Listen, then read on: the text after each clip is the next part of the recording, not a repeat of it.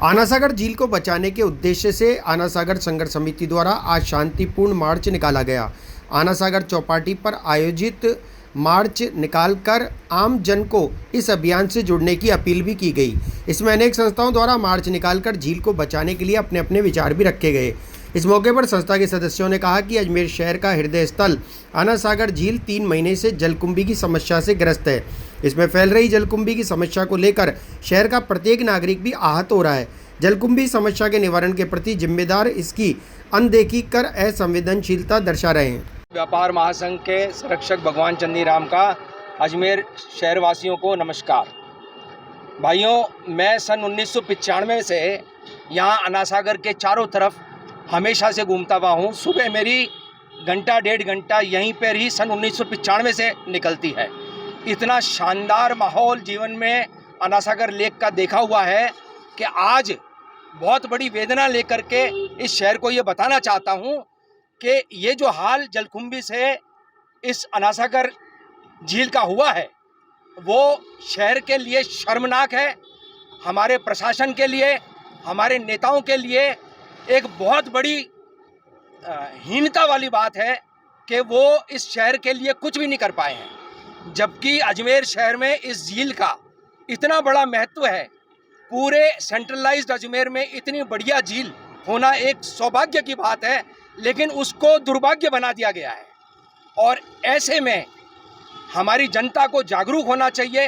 हर जनता के लोगों को जागरूक होकर के और प्रशासन के ऊपर इस बात का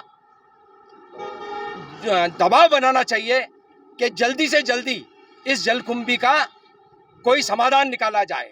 लेकिन दुर्भाग्य की बात है कि हमारे यहाँ जो सीवरेज प्लांट बना, जो ट्रीटमेंट प्लांट बना, उसमें केवल सिर्फ दिखाने मात्र की वजह से ये ट्रीटमेंट प्लांट बनाया गया है, बाकी उसकी कोई भी उपलब्धि नहीं रही है। यहाँ तक कि जो पानी वहाँ पे गंदा जा रहा है वो वापस वैसा का वैसा ही पानी आना सागर लेक में आ रहा है, जिसकी वजह से जलकुंभी पनप रही है। क्योंकि जो खाद जलकुंभी को चाहिए, जिसकी वजह से जलकुंभी पनपती है, वो जब तक ये वाला समाधान नहीं होता है, जो गंदा पानी इस झील में आ रहा है, अगर वो जब तक नहीं रुकेगा तब तक ये जलकुंभी नहीं हट सकती है। उसका समाधान करने के लिए ट्रीटमेंट प्लांट का कार्य करना जरूरी है। प्रशासन से ये विनती है, अगर इस तरह का राजनेताओं से, नेताओं से, सबको ये विनती है, यदि इसका समाधान नहीं होता है तो सारे शहरवासियों को इसके लिए आंदोलन करना पड़ेगा। और ये जो बात है ये राजस्थान सरकार तक और केंद्र सरकार तक जाएगी। एक बार फिर आप सबको नमस्कार। जय हिंद, जय भारत।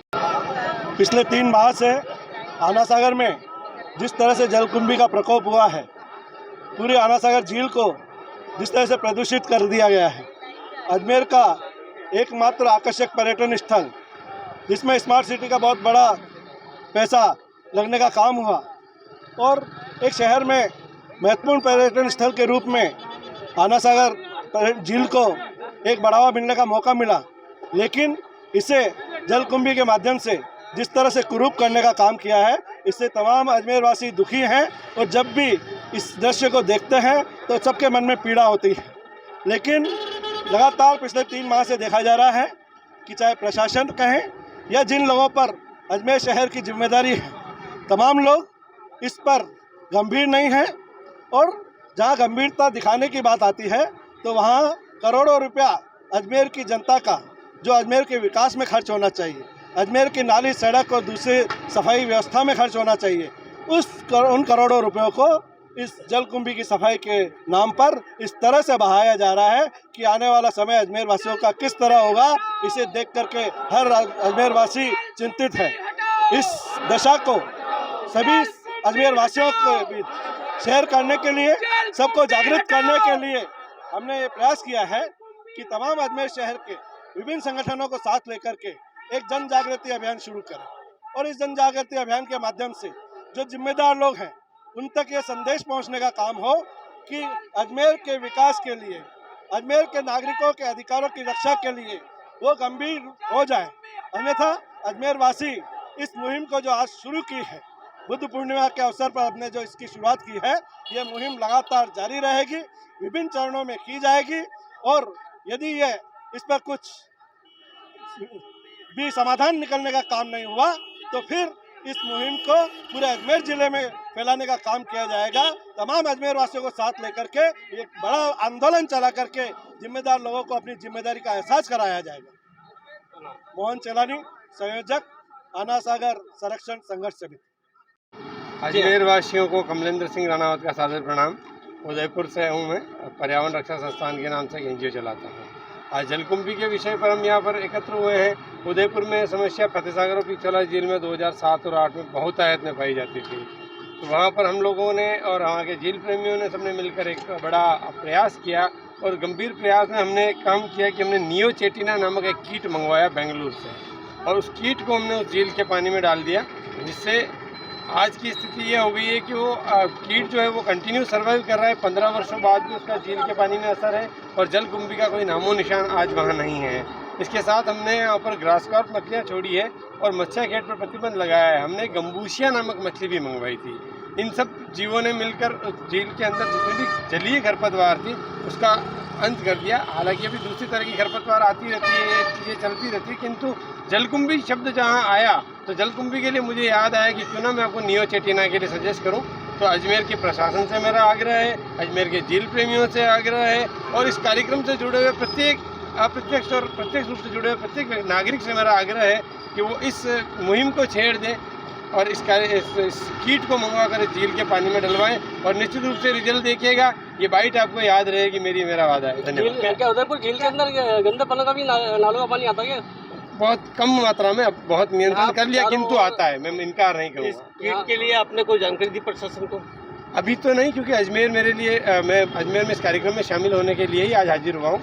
यदि प्रशासन मुझे बुलाता है या मुझे वहाँ ले जाता है तो मैं कलेक्टर साहब से मिल लूँगा और संबंधित जो आपकी पर्यावरण समिति है उससे भी डिस्कस कर लूँगा। क्या आपको लगता है कि कीट का जो आपने मैडम हमारे यहाँ पर इसने कीट ने असर किया, 15 वर्षों से अनवरत इस कीट का असर अभी भी मेरी झीलों में है। आप चलिए उदयपुर में देखिए या कहीं लाइव आप देख सकते हैं, आपको जलीय खरपतवार में जलकुंभी नहीं मिलेगी। एक्चुअली जलकुंभी 1 से 1.5 मीटर गहराई में पाया जाने वाला जड़, इसकी जड़ें वहाँ तक पाई जाती है।